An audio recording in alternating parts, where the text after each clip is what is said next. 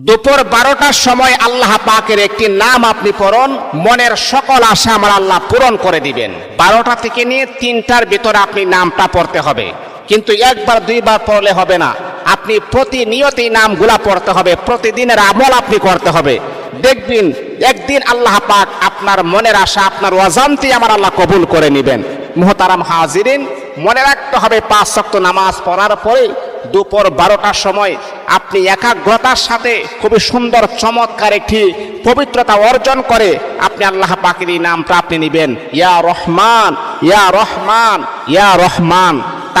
তার অর্থ হচ্ছে বড় চমৎকার, আল্লাহ তাআলা হচ্ছে পরম দয়ালু। কারণ আল্লাহ পাকের মতো দয়ালু পৃথিবীর জমিনের ভিতর আর দ্বিতীয় কেউ হতে পারে না।